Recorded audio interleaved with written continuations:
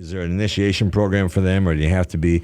Is it like recovery, where the only thing you have to have going for yourself to come in is the desire to stop drinking? What if a guy's still drinking when he comes in?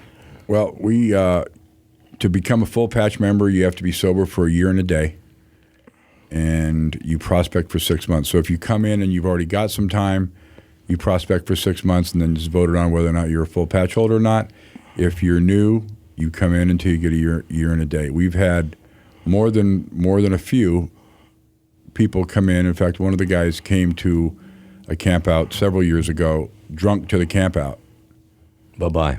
No, he was not. Welcome. He just came drunk to the camp out, never been to the club before, asked about the club, joined the club, and has been sober ever since. Good. So you let him in. Years.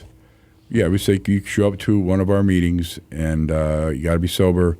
And once you get a year and a day, you can be a member. Yeah. Well, normally when that happens, the reason I said bye-bye so quickly is that you and I have been in a meeting together where somebody's come in really drunk, and we say, look, this is not the place to be drunk, and then somebody will walk out with them and explain to them that, you're welcome here, but you can't come in here drunk. But by the way, no one says anything about Lexapro and all the other drugs that people are on, but go ahead. Well, I think that all of these things are important. I mean, even people when they're drinking need someone to talk to. The part when it becomes annoying is when they just keep repeating themselves. But my thing with people, if they reach out when they're drunk, is try and hit them up first thing in the afternoon, in the morning when they get up, right. And then try and have somewhat of a clear, coherent conversation with them. Just because someone's using doesn't mean that they're not desperate to get better. And people can't detox on their own often. Sometimes it requires professional treatment. And so that's, where there's people that are involved in recovery know how to reach other people that know how to take care of problems, even if they're extremely severe.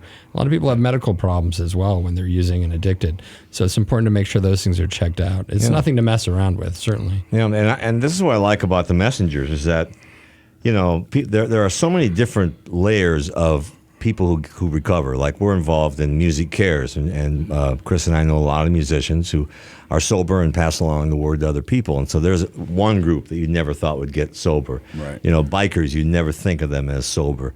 Doctors, you never think of them as drunk. Well, hopefully, pilots. Or pilots, yeah. And so, Andrew, you see all kinds in our centers. Addiction doesn't discriminate against anyone. It's something that we're seeing. It's very, very pervasive in any walk of life.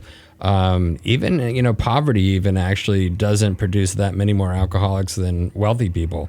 So there's something to this that's more than just social circumstance. Certainly poverty can bring you down quicker, but that's just because you don't have the money and ways to get around getting out of problems for a longer time more than anything else, I think.